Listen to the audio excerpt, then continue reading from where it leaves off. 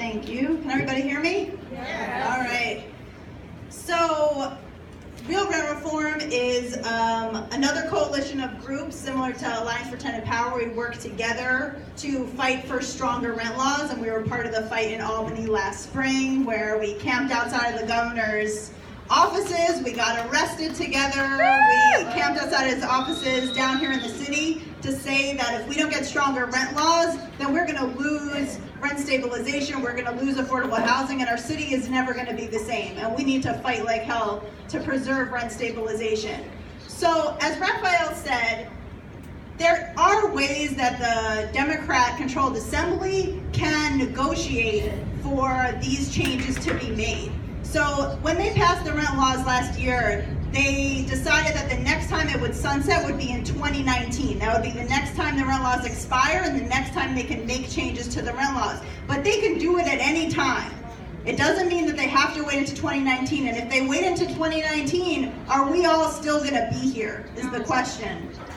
So it's going to be too late if they wait until 2019. So we're asking for action now because this is an emergency. The preferential rent and vacancy eviction bonus is a crisis right now. So there's something that the real estate lobby and landlords want, and that is something called 421A. Who here has heard about 421A? All right, great. You guys are really well informed. So 421A basically is this real estate tax abatement that huge developers get. It costs the city $1.1 billion in uncollected taxes a year. And basically it allows developers to build and to still pay property taxes at the value of the land before there was a high-rise luxury building on it. So they save tens and sometimes hundreds of thousands of dollars in taxes. And these tax abatements last previously it was 10 to 25 years. Now with the changes that they proposed last spring, it would be 35 years of real estate taxes that they don't have to pay. And what do they have to do in exchange? Well, they claim that they're building some affordable housing, which is really a joke. They're not building, they build such a minuscule amount of affordable housing that between 2011 and 2014, the program created fewer than 350 affordable units per year. So, I don't know if you guys know, there's a building called 157. It's the tallest skyscraper, and there's a penthouse apartment there that recently sold for the highest amount of any apartment, $100 million. That building gets 421A tax breaks. Yeah, so this is not an affordable housing program, even though real estate developers and their lobbies would have us believe that it is. But this is what they see as just the benefits of doing business. They're doing a benefit to the public by just building these luxury towers.